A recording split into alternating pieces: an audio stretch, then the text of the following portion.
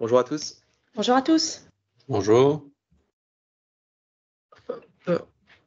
Donc, tout d'abord, bonjour, Claudine Bernet d'ACMI. Donc, très rapidement, je vais vous parler d'ACMI, donc, nous sommes un business partner d'IBM, c'est-à-dire que nous travaillons essentiellement avec IBM sur des matériels IBM, mais pas que. Et puis, nous sommes une entreprise qui existe depuis 1986, qui comprend environ 70 collaborateurs. Et nous intervenons donc sur différents sujets.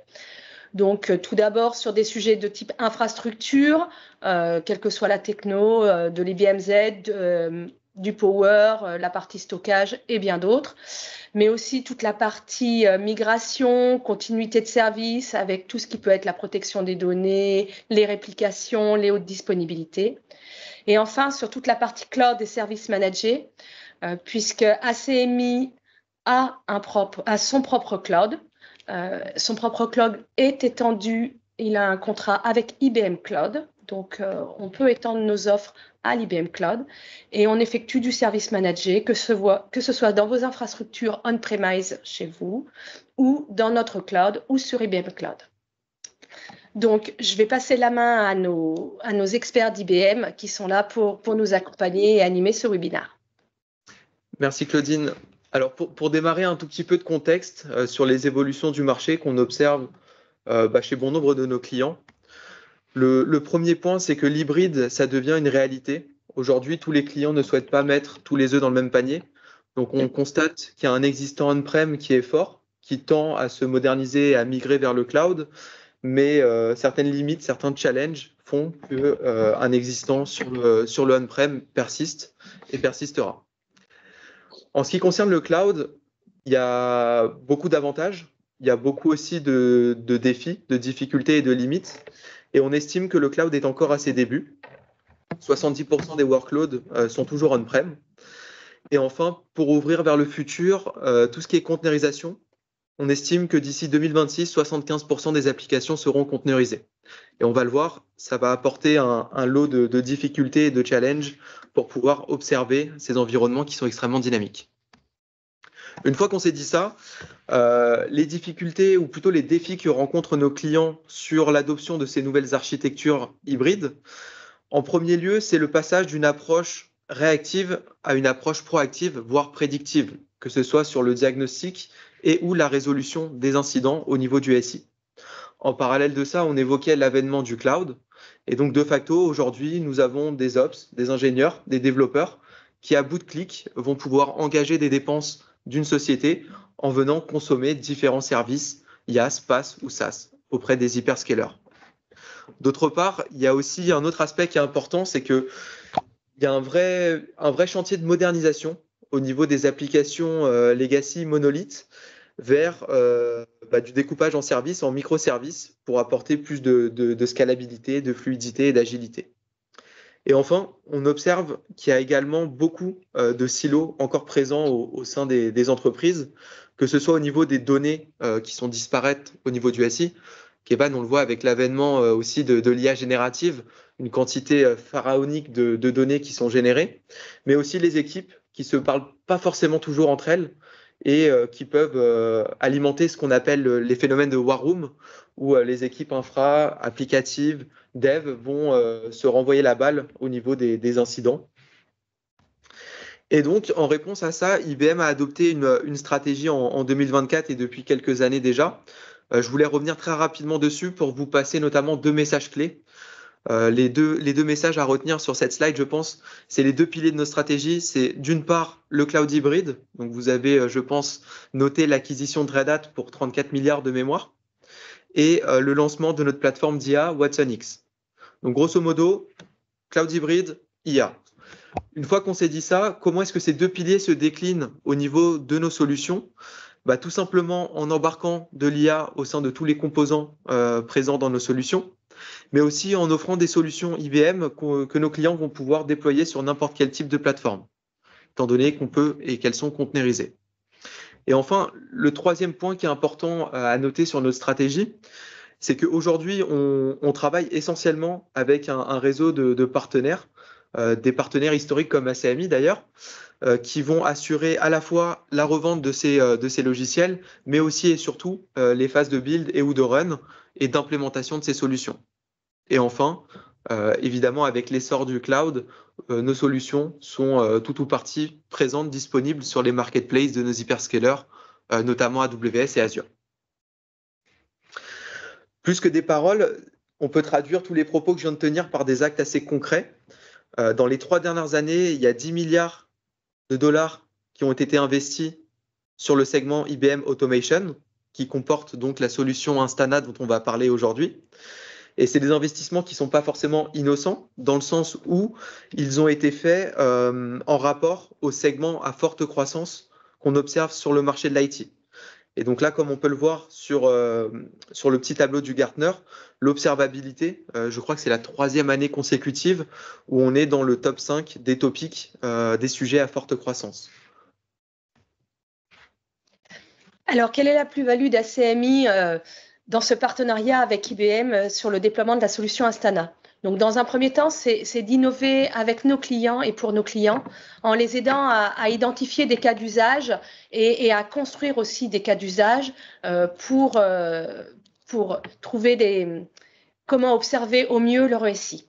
Et puis co-créer en même temps, tous les 3 main dans la main entre le client IBM et ACMI pour aller de la phase de cadrage jusqu'à l'implémentation de cette solution sur les différentes plateformes.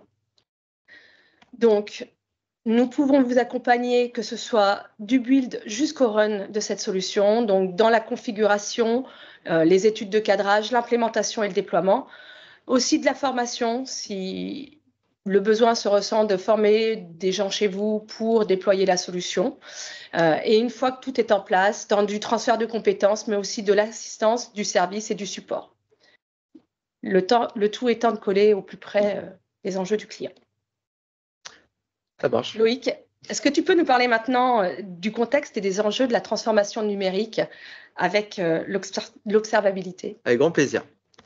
Alors effectivement, premier point de départ, il y a un événement marquant qui est la pandémie du Covid-19.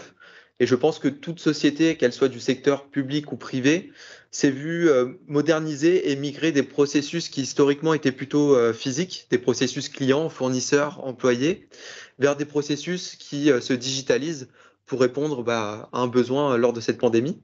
Et on voit que ce besoin s'est assis et concrétisé par la suite. Et donc, on peut considérer que chaque société devient par essence une entreprise IT-centrique.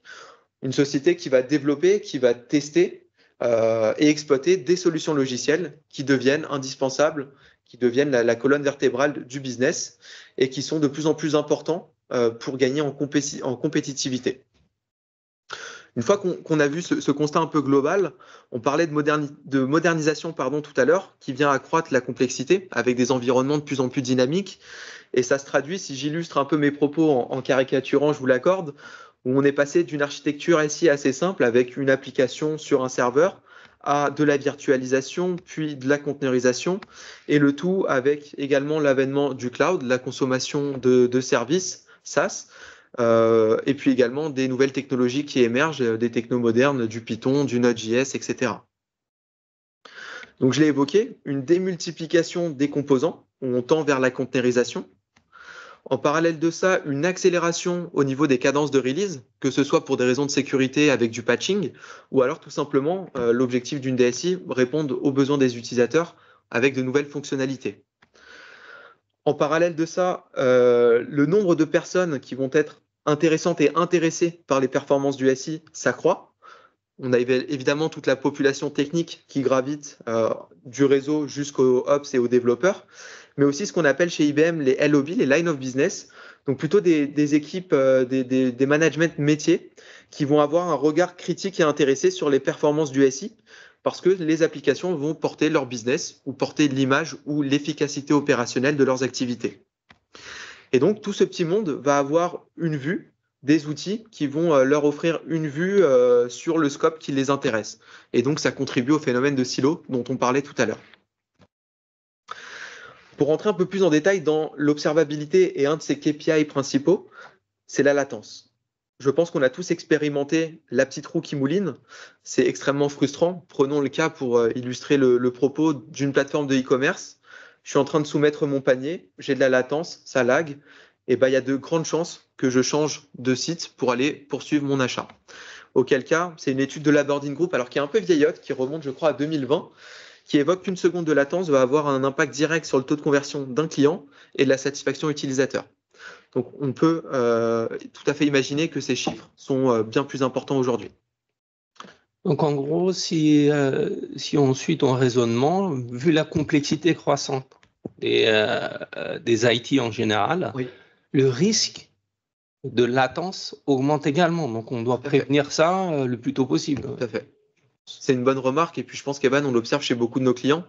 Les skills, les compétences IT se font de plus en plus rares. Il y a un turnover qui est assez fort et une demande pour des compétences IT qui est supérieure à l'offre. Donc, de facto, ce besoin d'automatisation, de s'outiller pour pouvoir tenir le SI. Donc, une complexité croissante, des risques accrus et manque de ressources qu'on doit pallier avec des outils automatisés. Ma foi, Kevin, j'aurais pas mieux résumé. Voilà. Dites-moi pour vous, qu'est-ce que l'observabilité? Alors, un buzzword qui décrit ce que font déjà les acteurs du monitoring classique, donc un buzzword de plus, ou alors une nouvelle catégorie de software qui répond aux besoins des applications modernes avec un aspect temps réel et une mise à jour continuelle. Je pense que vous l'aurez compris, c'est comme dans les QCM, la réponse la plus longue est souvent la bonne réponse, et tout du moins c'est la définition qu'en fait IBM. Pour nous, c'est une nouvelle catégorie de logiciels qui vient répondre à des besoins nouveaux. Pour explorer et aller plus en détail au niveau de la définition d'Instana, de l'observabilité, je vous propose de découvrir les piliers de notre plateforme d'observabilité. Premier pilier, l'automatisation. On part du principe que plus on automatise, plus on a des données de qualité qui vont être ingérées par le moteur analytique d'Instana, qui va corréler tout un tas de data, un moteur qui est infusé d'IA et qui, de par cette corrélation et cette collecte, va offrir aux utilisateurs une vue très précise du comportement du SI et donc pouvoir vous alerter de manière proactive en cas de déviation du comportement nominal d'une application ou de l'infrastructure. Pour ouvrir un petit peu plus le capot de la plateforme Instana, donc Instana collecte 100% des traces, dispose d'une granularité de l'ordre de la seconde, donc on est quasi en temps réel. Pour les puristes, effectivement, on ne parlera pas de temps réel, mais on y est très très proche. Et puis surtout, on n'a pas d'échantillonnage, c'est-à-dire qu'on ne perd absolument rien. Instana va se connecter à différentes sources, en partant du cloud public jusqu'au mainframe, du Z, du Power et des conteneurs, va collecter tout un ensemble de données, donc des traces, des métriques, des logs, des profiles, etc. Et donc, toutes ces données qui sont collectées sont ingérées par le moteur d'Instana, qui va tourner avec de l'IA et qui va en extraire un contexte via des dashboards qui sont out of the box, qui sont préfournis, qui vont parler à la fois aux utilisateurs techniques, donc les SRE, les IT Ops, le support, mais aussi au management métier, comme je l'ai évoqué un peu plus tôt dans l'introduction. Beaucoup de paroles, so far. Kevin, est-ce qu'on peut mettre en lumière tous ces propos et illustrer directement dans la plateforme comment est-ce que ça se traduit? Oui, bien sûr, on va essayer de faire ça. Challenge accepted. J'arrête mon partage et je te laisse la main. À toi la main. Et, il faudra bien faire le timekeeper, tu me connais, je suis un peu bavard. J'en conviens. Surtout pas à me couper et à me remettre sur le droit chemin. Pas de problème. Hop. En tout cas, n'hésitez pas à réagir dans le chat si le contexte qu'on a dépeint, c'est quelque chose que vous retrouvez chez vous également. Voilà, exactement. C'est la remarque que j'allais faire. N'hésitez pas à poser des questions. Claudine, Loïc sont là pour relayer les questions si besoin. Et ne sortez pas de ce webinaire en ayant des questions en tête non répondues. Donc, Instana est une plateforme qui a plusieurs types d'interfaces. L'interface principale est une interface web qu'on accède à travers un navigateur. Et cette plateforme a pour but de vous donner en temps réel, avec une granularité d'1 seconde, sans échantillonnage, comme l'a dit Loïc, l'état de santé de vos applications business et des plateformes qui soutiennent ces applications-là. Plateformes et infrastructures, bien sûr. Et on va avoir une vue sur ces différentes composantes techniques et leur état de santé à travers des dashboards qui sont préfabriqués et préfournis par la plateforme Instana. Typiquement, on peut avoir un œil sur les performances des applications web, des applications mobiles, bien sûr en mode asynchrone, hein, des applications back-end, c'est-à-dire les composants applicatifs qui tournent sur votre infrastructure, les plateformes, les infrastructures et bien sûr un moteur de gestion d'événements et d'alerte qui va vous informer sur le canal d'alerting préféré chez vous, des différents événements et ce que Instana aura découvert de façon automatique en termes de déviation de comportement. On a la possibilité d'accéder à toutes ces informations-là, soit en temps réel, soit en mode post-mortem ici, où on peut remonter dans le temps. Bien sûr, dans la version on-prem d'Instana, ça sera, on va dire, la durée qu'on aura définie sur la plateforme. Et dans la version cloud de la solution, l'offering cloud, on a une rétention d'1 année des données récoltées par Instana sur l'ensemble de la plateforme. Il y a une question jusque-là? Oui, on a une question. Donc, Kevan, comment ça se passe la découverte de toutes ces traces, de comment fonctionne notre SI? Comment Instana récupère toutes ces informations-là depuis le SI? Très bonne question. Un bon point à la personne qui a posé la question. Hein. Vous penserez à lui distribuer une petite gommette. C'est une très très bonne question. En gros, Instana fonctionne sur le principe d'agents qu'on va déployer sur les plateformes et les composants infrastructures de votre SI. Et ces agents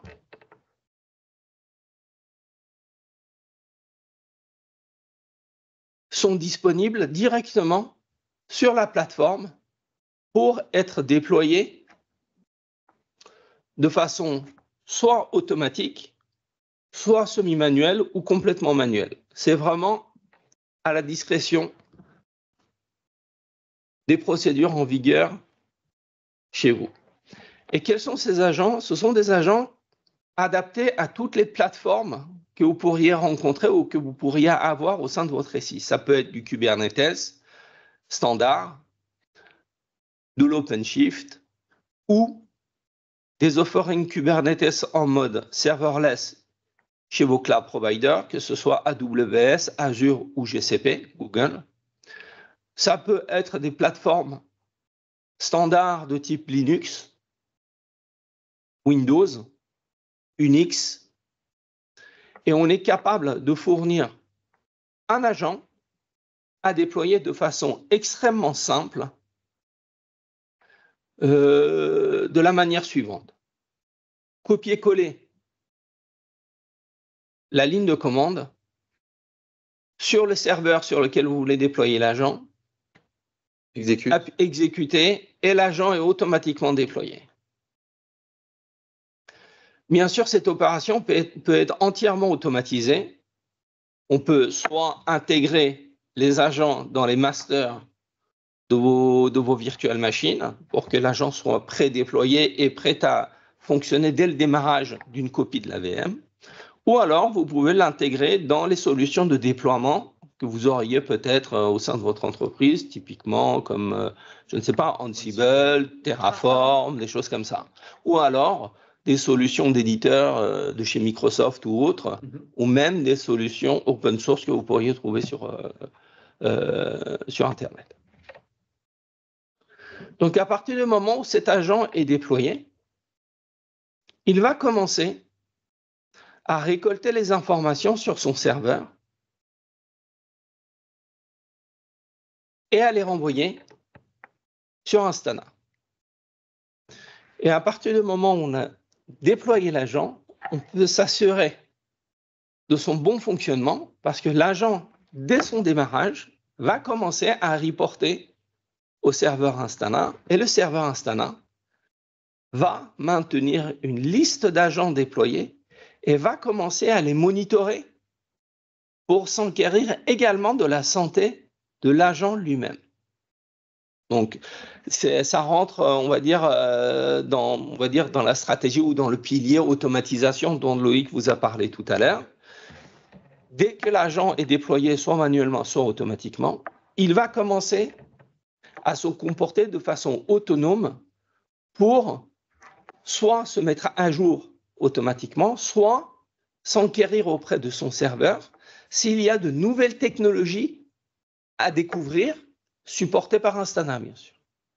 Au jour d'aujourd'hui, on a à peu près 350 sensors technologiques qui sont pré-fournis et pré-embarqués dans les agents pour pouvoir permettre à l'agent de découvrir de façon automatique les technologies qu'il est censé rencontrer sur les serveurs. Alors, une fois qu'il a rencontré toutes ces technologies, qu'il les a découvertes, qu'est-ce que ça nous donne comme vision?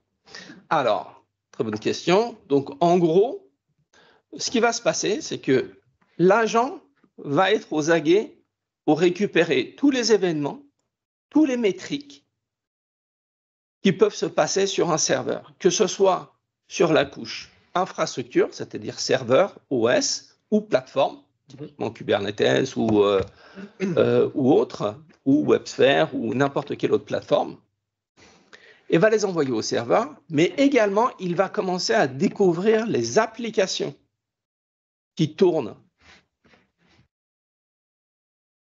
sur ces plateformes. Sur ces plateformes et sur ces machines pour pouvoir tracer leur activité et essayer de tracer leur performance dans le temps. D'accord. D'accord? Donc, en gros, si je viens ici, je vais obtenir dans la vue infrastructure que Instana va fabriquer une cartographie dynamique de l'ensemble de mon infrastructure, quel que soit l'endroit où sont déployés ou sont consommés ces différents serveurs, que ce soit en mode on-prem dans vos data centers ou alors chez un cloud provider, comme on voit en bas à gauche, les workloads en cours d'observation. Et si je viens ici, je zoome un peu, vous voyez, ce sont des cartographies dynamiques. Si je zoome, je vois que l'agent m'a remonté un certain nombre d'informations qu'il a détectées automatiquement. Notamment ici, il m'indique qu'il a bien été déployé sur un serveur Linux, que sur ce serveur-là, il a détecté de façon automatique et autonome un certain nombre de technologies. Si je clique sur le serveur, là, j'ai le détail de tout ce que l'agent aura découvert pour moi. Ici, je vois des informations système, des informations sur la partie réseau. Je sais que si, ce serveur Linux tourne chez Google Cloud et j'ai une plateforme Kubernetes qui est également exécutée sur ce serveur-là. Et un peu plus bas, je vois qu'il y a des technologies également applicatives qui ont été découvertes avec des logiciels et des services de type Nginx ou même l'agent Instana lui-même. Je vois ici que j'ai du queuing de chez RabbitMQ. De chez RabbitMQ qui a également été découvert, du Redis, mais des applications développées en PHP et Node.js. OK. Donc, à ce stade-là, sans avoir fait quoi que ce soit, juste en déployant l'agent, j'ai une cartographie dynamique et je peux me balader un petit peu sur mon serveur, dynamiquement et graphiquement, pour voir ce qui est déployé. Je vois qu'il y a des jeux de couleurs également qui sont disponibles sur l'interface. Et a priori, intuitivement, je sais que c'est là où il y a peut-être un petit souci. Donc juste si on marque un petit temps de pause, Kevin, là on a vu jusqu'à présent que l'agent Instana, il se déploie super facilement. Je copie-colle un curl, je l'exécute sur mon serveur. Je le déploie de manière automatisée avec des outils comme Ansible ou Terraform. Et une fois que j'ai effectué ce déploiement des agents, automatiquement, je vais découvrir mon infrastructure qui va être rangée donc par zone. Et toutes les petites boîtes qu'on voit, ce sont des serveurs dans lesquels on va récupérer des métriques, des informations sur les serveurs et sur les technologies en cours d'exécution, correct? Exactement. OK. Donc, là, on est sur du monitoring, somme toute, assez classique. Alors, effectivement, on peut, comme tu peux le voir ici, avoir du monitoring classique. D'accord. Comme tu peux le voir ici en cliquant sur le bouton dashboard. Okay. Là, je suis dans le contexte d'un serveur et j'accède à un tableau de bord de monitoring de mon serveur Linux. Okay. En gros, c'est ce qu'on pourrait peut-être avoir avec un Centrion ou avec un Prometheus, avec un Grafana derrière. Ce sont les mêmes KPI de performance de serveur qu'on a sans faire quoi que ce soit, sans faire un design de dashboard fourni, voilà, préfourni par Instana. Et puis pas de maintien parce que c'est mis à jour régulièrement. Exactement. Donc, s'il y a de nouveaux KPI qui arrivent, qui sont peut-être importants dans le futur sur ces infrastructures, Instana va appliquer le nouveau dashboard et tous les utilisateurs vont bénéficier dans ces dashboards de monitoring de ces informations-là. Et ces informations sont classiques dans le monitoring, la CPU, la mémoire, les cœurs de CPU et leur usage, file system, les fichiers ouverts. Ici, par exemple, un file system qui a été bindé avec son taux d'usage, les I/O, et le trafic TCP sur les différentes cartes réseau qui sont bindées sur cette VM-là. Donc, sans rien faire, on a déjà accès à des tableaux de bord de type monitoring. Maintenant, si je reviens à ta question, est-ce que ça ne fait que du monitoring? Bien sûr que non, sinon ça n'aurait pas d'intérêt de déployer un outil supplémentaire pour faire la même chose que les autres. On a vu tout à l'heure qu'Instana autodécouvrait également des applications, c'est-à-dire des composants technologiques qui tournent sur ces différentes machines. Si je viens sur celle-là, je vois ici que j'ai un certain nombre d'applications. Vous voyez, par exemple, qui ont été découvertes du Node.js. J'ai une application Node.js, j'ai une application en Python. Il y en a deux en Spring Boot. Et il y en a deux en Spring Boot. D'accord. D'accord. Donc, juste pour dire que non seulement je peux avoir le nom et les composants qui tournent sur ces machines-là, j'ai également la possibilité d'accéder directement au dashboard de performance et d'activité de ces applications-là. Et c'est là où on va au-delà d'un monitoring simple. Là, on va introduire la notion de tracing d'activité. D'accord. Et surtout de tracking de lignes de log générées par ces applications localement qui pourraient avoir un intérêt dans l'analyse de comportement des applications. Donc, comment on peut y accéder? Là, effectivement, il y a plus de plus-value. Là, il y a nettement plus de plus-value qu'un simple monitoring de CPU et de RAM sur les machines et sur les applications. Là, on va vraiment se concentrer sur le comportement à l'intérieur du code de l'application. D'accord. Et éventuellement voir s'il y a un problème quelconque suite au déploiement d'une nouvelle fonctionnalité ou d'une correction de bug avec une régression éventuelle induite suite à ces modifications. Et comment on y accède? Tout simplement, vous voyez, on fait des petits sauts de puce en faisant des clics sur les liens qui sont disponibles sur l'interface graphique. Et là, on va non plus accéder à un dashboard de monitoring simple, mais plutôt à un dashboard d'analyse de performance. Excusez-moi. L'effet démo, toujours. Avec la petite plateforme de démo qui est utilisée par plusieurs personnes. Tu n'as pas Instana, toi, sur ton poste? Je n'ai pas installé Instana sur mon Instana, non.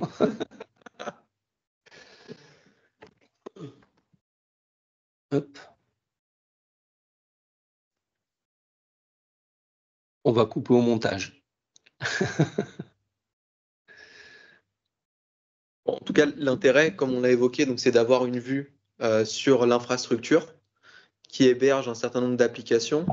Et depuis la vue infrastructure, on a la possibilité de switcher très facilement sur l'application présente sur ce serveur et d'aller explorer les métriques en détail. Exactement. Et là, d'une vue infrastructure, on peut en un clic basculer sur une vue de type applicative et de type performance applicative. Par rapport à ce que je disais en introduction au niveau des silos, là on voit tout à fait des équipes infra qui vont avoir la gestion des infra, des serveurs, etc., qui vont pouvoir travailler plus main dans la main avec les équipes applicatives et les développeurs au sein d'une même plateforme. Exactement. Donc on a un seul outil qui va couvrir les besoins de tout un tas de populations qu'on pourra avoir au sein de son entreprise, que ce soit des techniciens de l'informatique ou des personnes plus business. On va voir un petit peu plus tard comment on peut créer des dashboards business, par exemple pour un directeur commercial qui voudrait voir les performances de son application business lors de la dernière action commerciale qu'ils ont réalisée ou qui est en cours, puisque la plateforme est capable de fournir des insights en temps réel à travers l'ensemble de ces dashboards. Donc là, on a vu qu'on a cliqué sur un composant applicatif et on accède non plus à un dashboard de type monitoring, mais à un dashboard de type performance. Le nombre de transactions, la quantité d'erreurs relevées dans cette application, la latence moyenne, et ainsi de suite. On a également une construction dynamique de la cartographie non plus de type infrastructure, mais plutôt de type applicative, qui est générée par Instana, puisqu'on a pris la précaution de déployer nos agents sur un maximum de serveurs sur notre environnement pour pouvoir bénéficier de ce genre de cartographie qui nous donne une vue des flux intercomposants, peu importe où sont déployés ces différents composants. Je peux avoir un front-end web où j'ai mes serveurs web, comme ici, et des serveurs de base de données dédiés et des serveurs applicatifs dédiés pour pouvoir traquer le flux applicatif de bout en bout jusqu'à la base de données en bout de chaîne. Bien sûr, il y a une détection automatique des endpoints délivrés par ces applications-là, les messages d'erreur générés par l'application, les lignes de log qui nous intéressent et qui sont intéressantes pour faire l'analyse et la répartition de ces composants-là au niveau de mon infrastructure. Donc, je sais exactement quel composant se trouve où et quelle est sa performance sur chaque serveur, comme on peut le voir ici.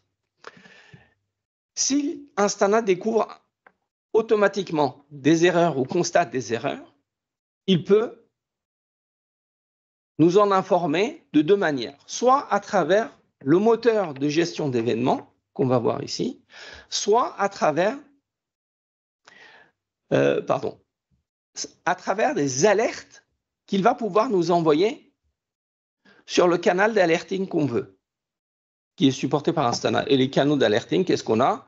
On a de l'email simple, on a du chat-ops, genre du Teams, du Slack, du Google Chat, ou de ce qu'on a à la maison, du ServiceNow. Si, par exemple, en cas de détection d'une alerte ou de levée d'alerte, on veut créer un incident pour faire un tracking particulier parce qu'on a la procédure en place chez soi, on peut brancher son outil ITSM sur Instana pour qu'Instana crée les tickets automatiquement en cas d'incident et ferme les tickets dès que l'incident a disparu. Donc, on a un tracking en permanence de ce qui se passe. Toujours dans l'automatisation en continu. Exactement. Donc, tout ça à travers, on va dire, le module de gestion d'événements qui va nous trier un petit peu tous les incidents qui sont survenus et détectés par Instana. Alors, ces incidents sont soit basés sur des alertes qu'on aura positionnées, nous, à la main, soit par des déviations de comportement, comme on peut voir ici, qu'Instana aura découvert, puisque Instana surveille les performances des composants, de l'ensemble des composants, dans le temps, sur une durée définie, en l'occurrence ici, sur une année. Et dès qu'il y a un des composants qui dévie de son comportement normal, Instana est capable de tirer la sonnette d'alarme pour informer les personnes intéressées et concernées de la déviation de comportement de ces composants-là. Et il va donner des informations de type quel est l'événement qui lui a permis de détecter cette déviation et surtout quels sont les événements liés à ce triggering event. C'est-à-dire on a une cause probable avec les implications de ces erreurs sur les composants qui en dépendent. Et Instana est capable de nous fournir cette information-là et faire ce travail-là pour nous. Donc, on revient à la notion de prédictif dont Loïc nous parlait tout à l'heure. Exactement. Donc, c'est là où intervient la prédictibilité et la proactivité avec Instana, où Instana va pouvoir nous dire, tiens, je constate qu'il y a une déviation, va faire attention avant que tes utilisateurs soient impactés. Et donc, dans l'observabilité, il y a une notion qui est très importante de root cause analysis. J'imagine que tu y es arrivé là, Kevin? Oui, donc en fait, la notion de root cause analysis, signifie qu'on va aller au-delà juste de l'alerting. On va alerter le plus tôt possible les personnes concernées et on va essayer de leur apporter une analyse poussée pour les aider à prendre des décisions. C'est ce qui va nous permettre d'éviter des situations de war room où on a 15 personnes autour d'une table et chacun se renvoie la patate chaude en disant c'est pas moi, c'est l'autre. C'est pas mon infra, c'est ton code. Et le développeur va dire non, mon code est propre, c'est ton infra, c'est le réseau et ainsi de suite. Là, Instana va faire ce choix, ce travail-là d'analyse à l'aide du moteur Analytics qui est embarqué sur Instana, avec Instana. Notamment ici, je vois par exemple que ici, sur cette période-là, j'ai pas mal d'erreurs. Je vais soit pouvoir analyser cette erreur-là en faisant un clic droit, ici, soit en demandant ici de me faire à Instana de me faire une analyse générale du comportement de ce composant applicatif-là. Et par exemple, il me permet également de faire des filtres très très simples. Je veux dire, je veux me concentrer sur les erreurs, sur cette période-là, last hour, la dernière heure. Et là, je vais lui demander qu'est-ce qui s'est passé. Il va m'analyser la requête incriminée qui a rencontré une erreur et va pouvoir me donner le détail de ce qui s'est passé. Je suis entré par une requête simple, mais Instana me trace l'enchaînement des requêtes qui ont abouti à cette erreur-là. Et je sais exactement à quel moment j'ai rencontré un problème qui a impacté mon utilisateur final dans son navigateur. Donc le fameux pilier contexte.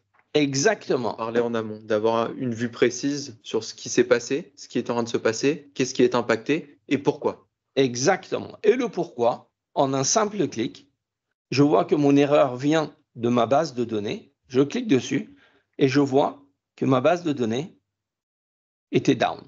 D'accord. Et non seulement je sais qu'il est down, mais en plus, j'ai la possibilité d'avoir accès au state trace complet de l'appel qui a généré cette erreur-là et même rentrer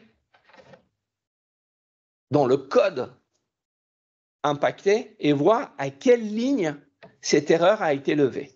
Ce qui fait que là, je peux apporter également une réponse à ma population de développeurs pour pouvoir, par la suite, corriger les erreurs qui sont rencontrées. On est en agile, en DevOps, on a du CI/CD. Exactement. Je prod une nouvelle fonctionnalité.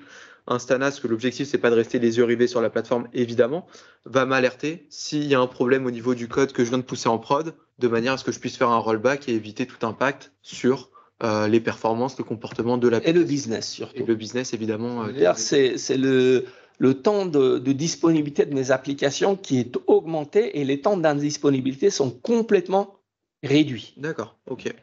Kevin, je vais te proposer peut-être qu'on en reste là.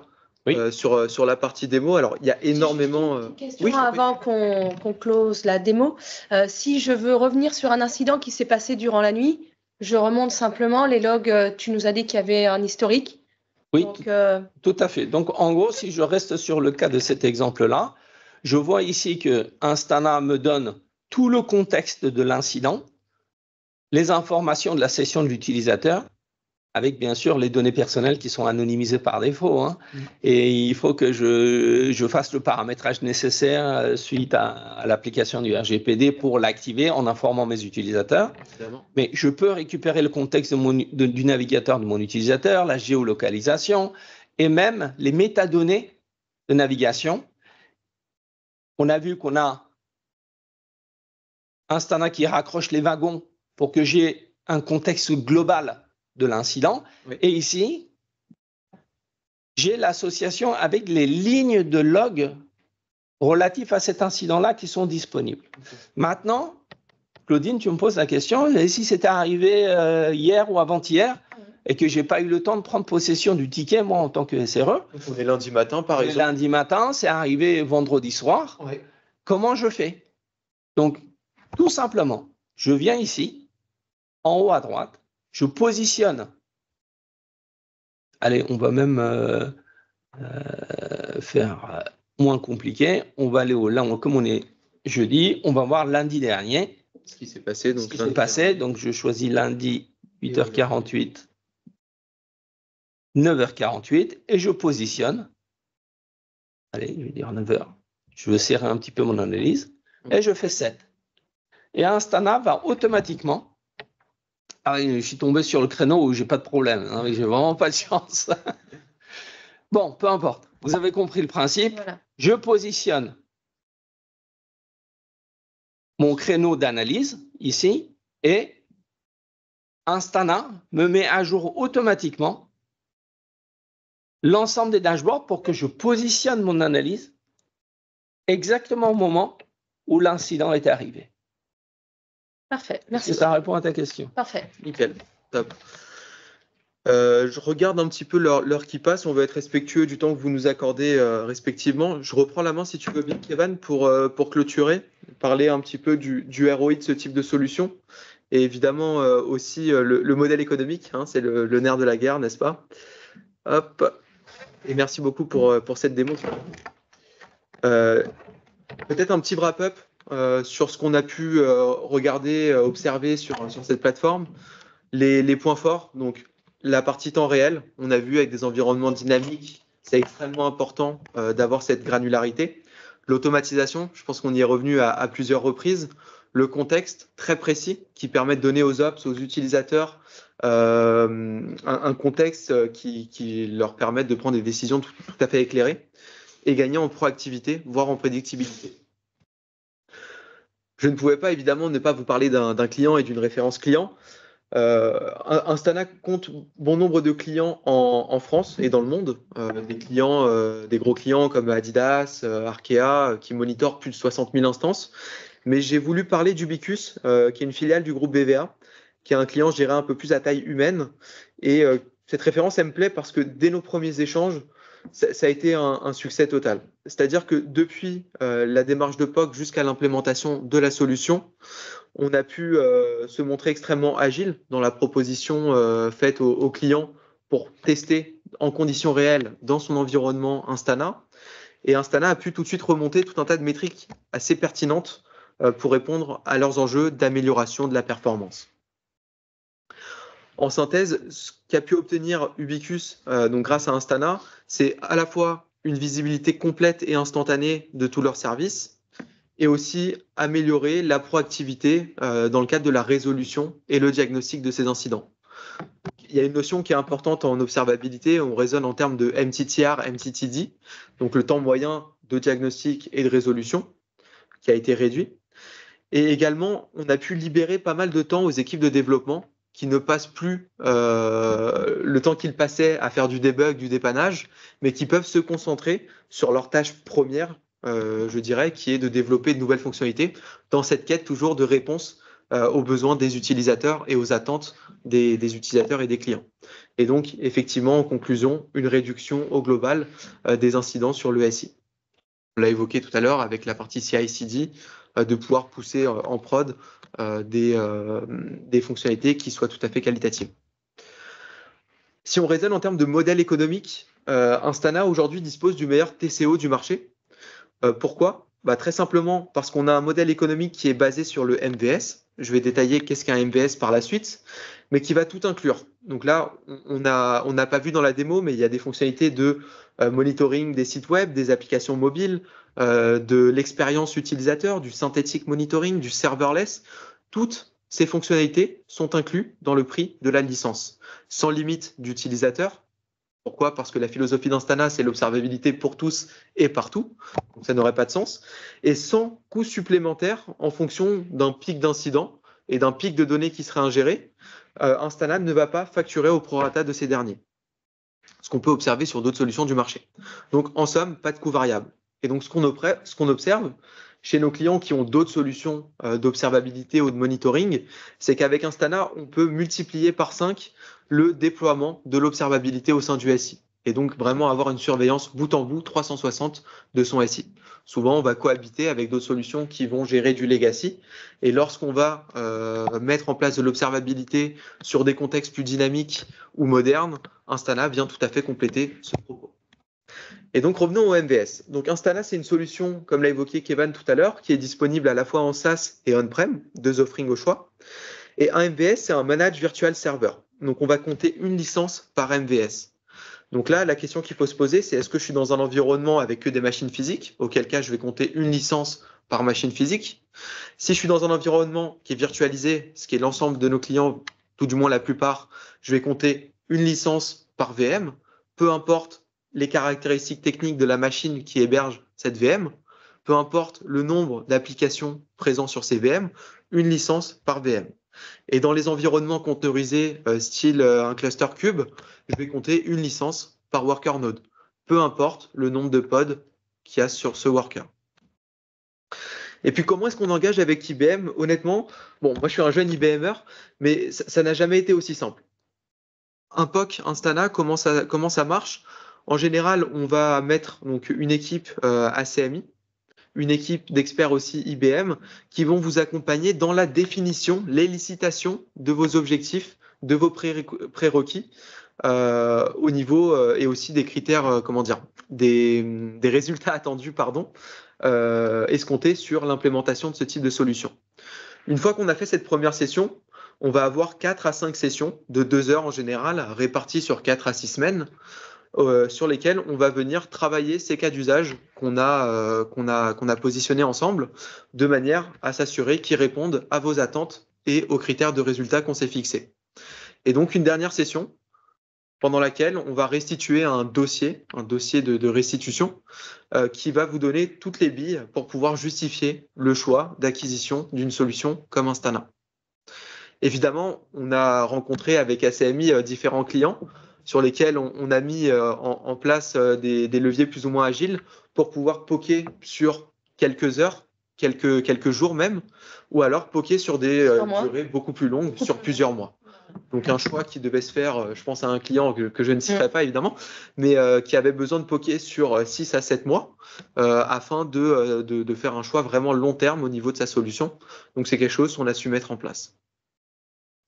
Je vais m'arrêter là parce que le temps passe rapidement. Je pense qu'on a balayé l'ensemble générique, on va dire, autour de l'observabilité d'Instana.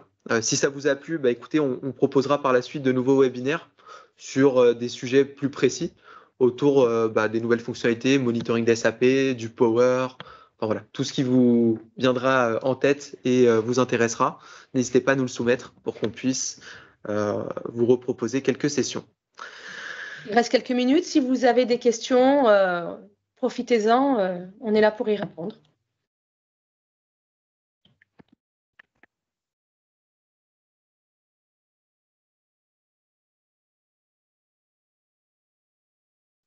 Aucune question? Tout a été très clair?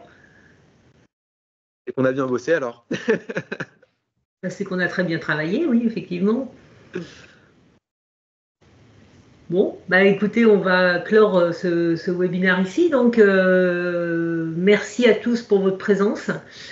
Je vous enverrai le lien de replay de ce webinaire dès qu'il sera monté et vous pourrez le regarder encore une fois si vous le souhaitez.